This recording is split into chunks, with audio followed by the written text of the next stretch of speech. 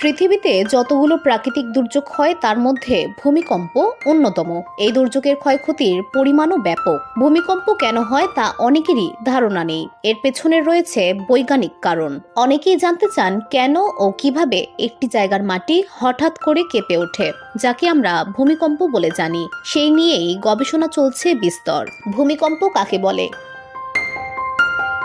ভূ অভ্যন্তরে শিলায় পীড়নের জন্য যে শক্তির সঞ্চয় ঘটে, সে শক্তি হঠাৎ মুক্তি পেলে ভূপৃষ্ঠ ক্ষণিকের জন্য কেঁপে ওঠে এবং ভূত্বকের কিছু অংশ আন্দোলিত হয়। এইরূপ আকস্মিক ও ক্ষণস্থায়ী কম্পনকে ভূমিকম্প বলে।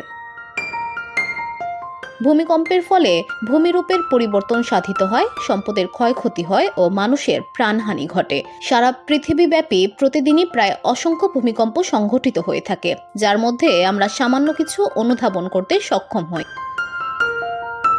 অধ্যাপক স্ট্রেলারের মতে, ভূত্বকের উপর বা নিচে শিলাস্তরের স্থিতিশীলতার বা অভিকর্ষীয় ভারসাম্যের বিঘ্ন ঘটার ফলে ভূপৃষ্ঠে সৃষ্ট আন্দোলনকে ভূমিকম্প বলে।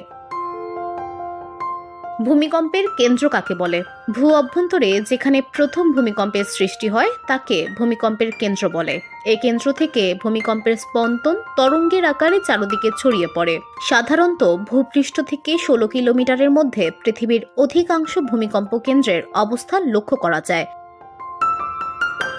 ভূমিকম্পের প্রাকৃতিক কারণ। পাতের চলনজনিত ভূমিকম্প। পৃথিবীর ভূত্বক কতগুলো ছোট বড় চলনশীল পাতের সমন্বয়ে গঠিত। এরকম দুটি পাতের পরস্পরের দিকে বা পরস্পরের বিপরীত দিকে চলনের ফলে পাত সীমান্ত বরাবর ভূমিকম্প হয়ে থাকে। এই পাত চলনজনিত কারণেই সারা পৃথিবী ব্যাপী ভূমিকম্পের প্রধান কারণ।